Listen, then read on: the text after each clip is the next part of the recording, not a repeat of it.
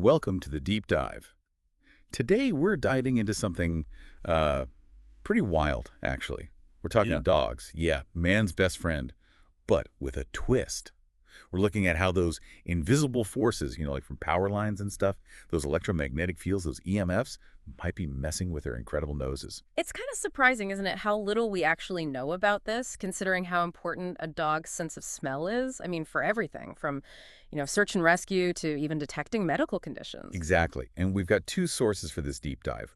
One, a research study where they actually put tracking dogs through their paces, near power lines. Oh, wow. And two, this blog post that talks about how sensitive dogs are to all those electrical frequencies that are like buzzing around us constantly. So Yeah. get ready, folks, because this deep dive is going to challenge everything you thought you knew about your pup's super sniffer. What gets me is how much we just, take a dog's nose for granted. But it's a seriously amazing piece of biological machinery. I mean, to even start to get how EMFs could be messing with it, we got to appreciate how their noses actually, work at that level. Right. So let's do some nosology then. The study, it mentioned these, what were they called? Microscopic rafts of skin cells. Oh, yeah. So these rafts, they're constantly shedding from us, from animals, everything really. And they're covered in bacteria that create unique scent, like a fingerprint almost. And a dog's nose, it can actually detect these rafts. So they're not just getting a whiff of a static odor. It's this constant stream of information about the scent. So like a dynamic, almost a real-time picture of where that scent is going, how old it is. Exactly. But all that complexity, it makes them vulnerable too. Imagine those rafts getting disrupted or distorted by these EMFs. Suddenly the picture, the scent picture, it's all jumbled, confusing. It's trying to read a map, but the ink is running. Yeah, like that. No wonder the researchers in that study, they picked Shepherdsville, Kentucky for their experiment. They set up this whole tracking trail, had multiple breeds of dogs, all experienced trackers. And guess what? The dogs, they aced it until they hit this one specific spot Oh, right under a high voltage power line. And the researchers, they yeah. measured the electromagnetic field strength there, and it was way, way higher than anywhere else on the trail. Talk about a scent crime scene, right? So what happened to our canine detectives when they hit this EMF hotspot? They didn't just lose the scent. It's like they went haywire. Oh, really? Yeah. The study, it describes them searching with their heads up, even hitting this invisible wall where the scent just vanishes. Right. And these weren't newbies, right? Nope, seasoned pros. Mm. These dogs knew their noses. So this sudden confusion really makes you think, points the paw, so to speak, at those EMFs. But how? How could these invisible forces actually mess with a dog's sense of smell? Well, the study, it throws out a few pretty interesting hypotheses. One is that the EMFs could be disrupting those, super delicate electrical signals that the nerves use to send information from the nose to the brain. So it's like scrambling the phone line between the nose and the brain's scent processing center? Yeah, precisely. And that could explain why the dogs were so disoriented, like they couldn't make sense of what their nose was telling them. Okay, so that's one way to mess with their sniffer. What were some of the other theories the researchers came up with? Well, another possibility is that the EMS are actually changing the electrical charge of the scent molecules themselves. It's like changing the scent's fingerprint. Mm. So if a dog's nose is expecting one electrical signature but gets another, it could make the scent harder to detect, maybe even make it unrecognizable. So it's not just disrupting the signal, it's like changing the message itself. Exactly. But wait, you mentioned bacteria earlier. Could EMS be messing with those too? Oh, absolutely. Remember those rafts of skin cells? They're teeming with bacteria, each one adding to the overall scent picture. So if EMFs are affecting the bacteria, it's like introducing static into the signal, making it harder to pick out the specific scent they're tracking. So we've got three potential scent sabotaging suspects here. Scrambled nerve signals, altered scent molecules, and disrupted bacteria. It's like a canine CSI episode. But this brings up a big question. If dogs are running into these EMFs all the time in our, modern world, wouldn't they just adapt? That's where our second source, that blog post, comes in. It talks about how adaptable dogs are, especially to sound. Yeah, like how they get used to loud traffic or a noisy vacuum cleaner. Exactly. They can tune those sounds out over time. So could something similar be happening with EMFs? Like they're learning to filter out the electrical noise to focus on the scent signal? Possibly. And the research study it hints at this too. They sent some of the dogs through the same trail again a few days later, and some of them actually improved. So they were a little less confused the second time around. Yeah. But that doesn't necessarily mean they're totally unaffected, right? Right, it could be they're learning to compensate to work around the interference, but does that mean they're actually used to it? Or are they just masking a real problem? And then what are the long-term implications of this constant exposure? That's a great point. We'll be right back to dig deeper into those questions. Welcome back to the deep dive.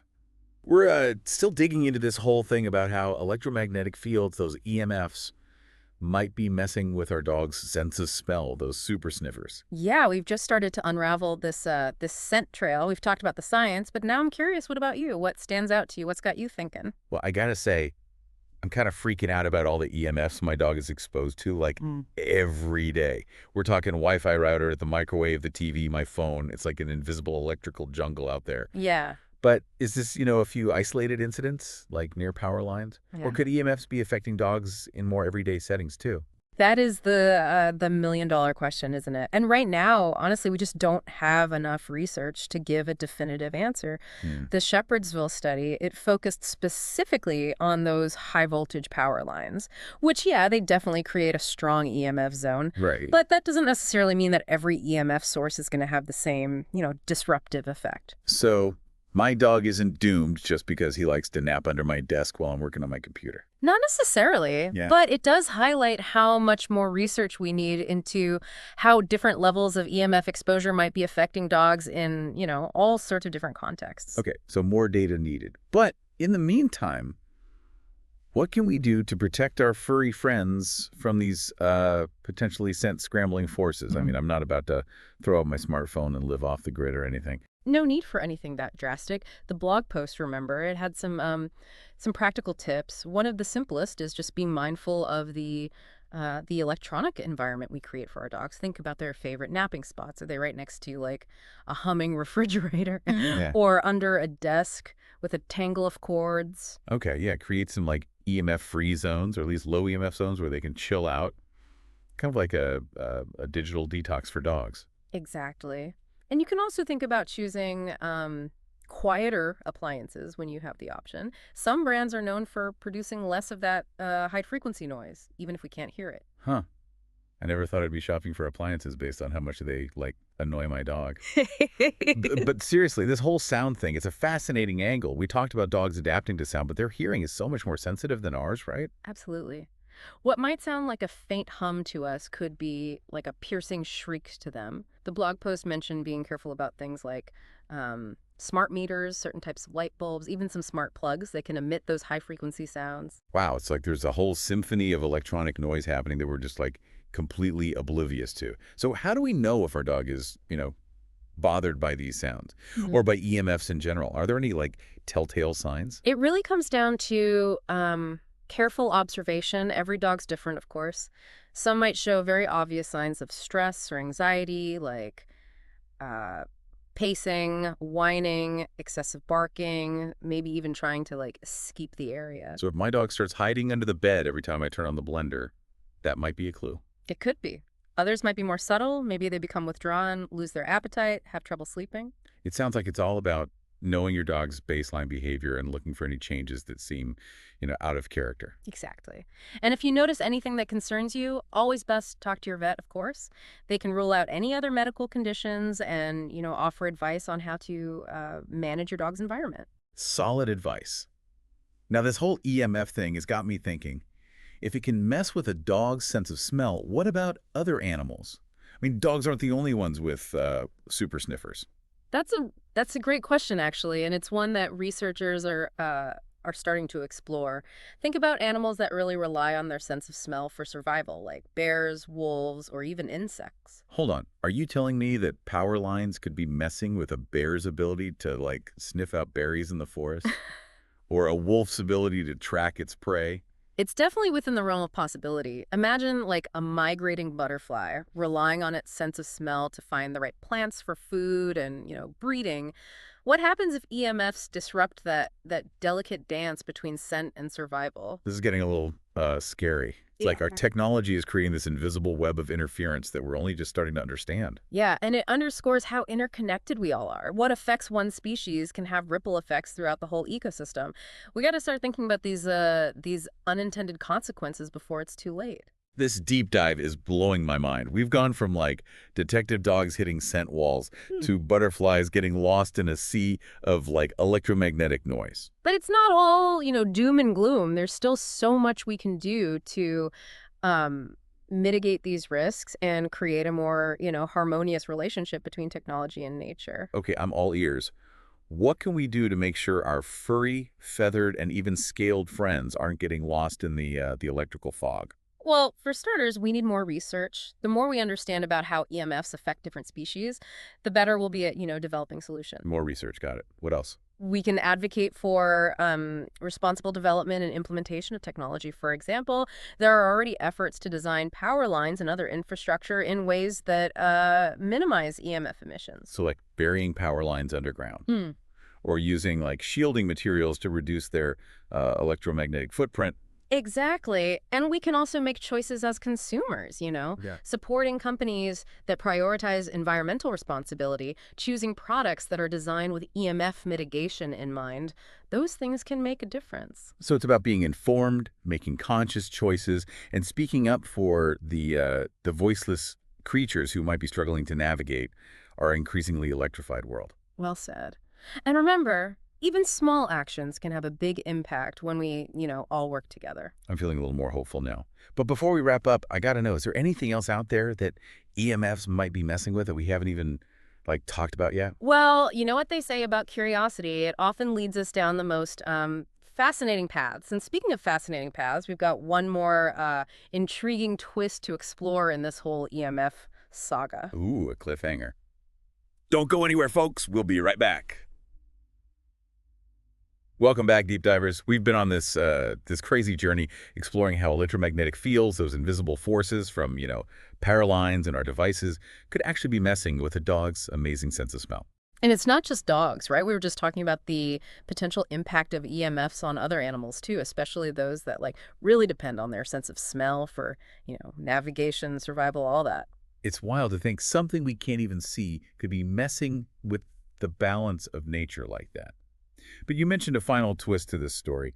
What else could EMFs be messing with? Okay, so what if I told you that some animals actually use the Earth's magnetic field to navigate? Like they have their own internal compass. No way, really. Tell me more. Yeah. Which animals are we talking about here? Birds, for example. Certain species, they have these special cells in their beaks and eyes that are sensitive to magnetic fields, and they use that information to orient themselves during migration, even over, thousands of miles. So they're basically flying with a built-in GPS. That's Yeah. incredible. But how does this tie back to EMFs? Okay, imagine you're on a road trip, right?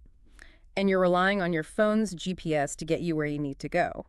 But then the GPS signal starts getting all messed up by interference from, say, a nearby radio tower. You might get wrong directions or even lose the signal completely. Gotcha. I see where you're going with this. Are you saying that EMFs from power lines and stuff could be interfering with those animals' magnetic sense? It's a real possibility, and it's something researchers are, actively looking into. Some studies have shown that when birds are exposed to artificial magnetic fields, they can get disoriented and have trouble navigating. So a bird could be following its internal compass, heading south for the winter, and then suddenly get thrown off course by a power line. Exactly. And for a migrating bird, getting lost can be, well, it can be really bad news. They might end up in the wrong habitat, they might miss out on important food sources, or they might even become more vulnerable to predators. Wow, this is some heavy stuff. It's making me look at those power lines, those seemingly harmless power lines in a whole new light. It just goes to show that even our best intentions, our best efforts can have, unintended consequences. Mm. We have to start thinking about how our technology is affecting the natural world in a more, I guess, holistic way. So what can we do about it? Is it like a hopeless situation? Not at all. I mean, we've already talked about some potential solutions, things like burying those power lines or using those shielding materials. And there's actually a lot of research going on right now into developing technologies that are more compatible with with wildlife. So it sounds like a combination of like innovation and awareness is key here. We need to be aware of the potential impact of EMFs and, make conscious choices Yeah. to minimize the risks. Exactly. And it all starts with education. The more people understand about this issue, the more likely we are to actually, find solutions that work for everyone, for humans and for animals. This deep dive has been, well, it's been a real eye-opener. We've gone from dog noses to bird compasses, and it's left me feeling a little bit of, well, everything. Wonder, concern, you name it. It's a good reminder that there's still so much we don't know about how life works on our planet, about that intricate web. But with curiosity, compassion, and commitment to understanding, I think we can navigate these challenges and create a future where technology and nature can, they can thrive together in harmony. Well said. This deep dive has taken us deep into the invisible world of EMFs, and I don't know about you, but I'm feeling a little emotional. It's a powerful reminder that we're all connected and that our actions have, these ripple effects that go way beyond what we can see. So keep those curious minds engaged, stay informed, and let's all keep exploring the fascinating and sometimes challenging connections between, well, between our world and the natural world. Until next time, happy diving.